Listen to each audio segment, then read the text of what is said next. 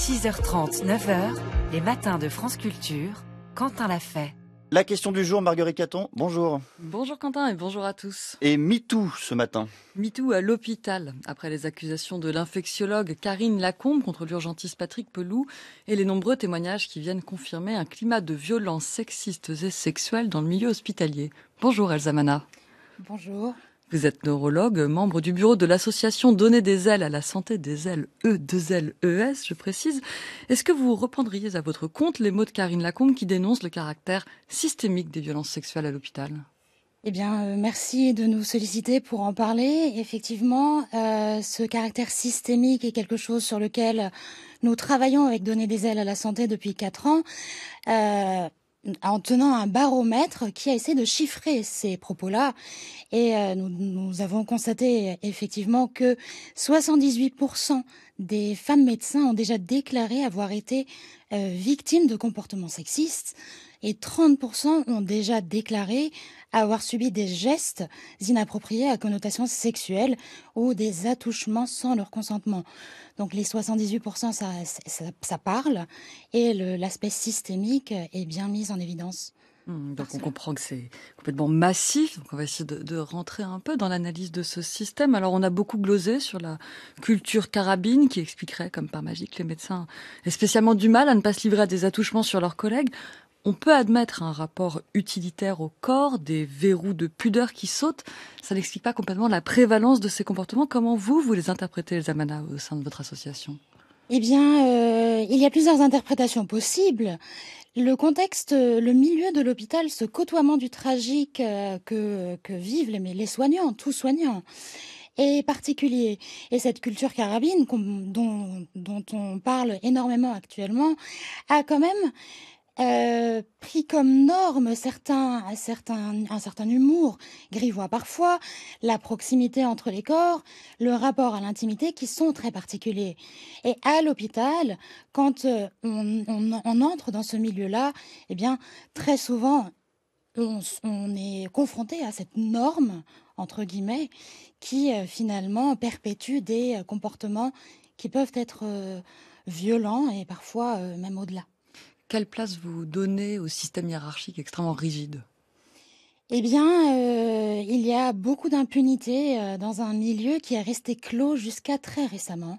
C'est un milieu qui a du retard sur les autres milieux professionnels. Et cette impunité a fait que souvent les victimes qui dénoncent certains comportements, eh bien, il n'y a pas suite à leur dénonciation. Et la hiérarchie d'une part, il y a cette impunité, d'autre part, il y a le manque de moyens. On ne sait pas quoi faire, on ne sait pas vers qui se tourner, qui sont les instances disciplinaires, etc. Donc il y a un manque de sensibilisation et de ressources, d'une part, et d'autre part, il y a ce contexte d'impunité.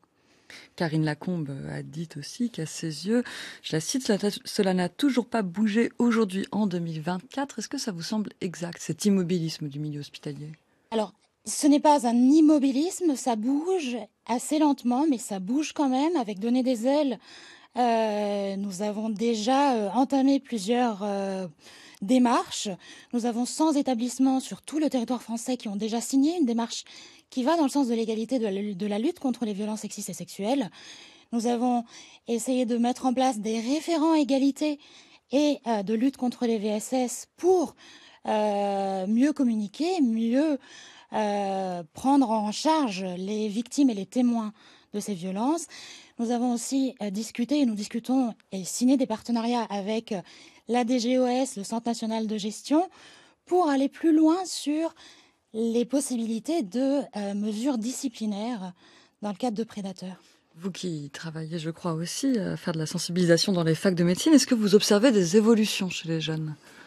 Eh bien, en discutant avec les plus jeunes, nous nous rendons compte que c'est un sujet qu'ils portent et qu'ils voient en arrivant à l'hôpital, et c'est parfois même gage de choix de spécialité. On sait aujourd'hui que sensibiliser dès les bancs de la fac aide, parce que on va refuser certains gestes que les générations avant n'osaient pas refuser, refuser certains comportements. C'est quelque chose qui prend de l'ampleur. On souhaiterait que ce soit plus rapide, bien évidemment, mais ça avance. Vous avez mentionné l'impunité, donc l'absence de sanctions suite aux dénonciations dont on comprend déjà qu'elles sont assez laborieuses, difficiles de prendre la parole. Le Conseil de l'ordre des médecins aurait normalement un rôle à jouer. Or, on a appris par exemple hier que, via Ouest France, qu'à Rennes, ce sont ceux qui ont dénoncé des faits de harcèlement qui se retrouvent convoqués devant l'ordre à devoir rendre des comptes. Est-ce que l'ordre vous semble capable de prendre à son compte la lutte contre les violences sexuelles? Alors, il y a certains conseils de l'ordre départementaux qui ont déjà pris des sanctions envers des médecins ou d'autres soignants qui ont commis des violences.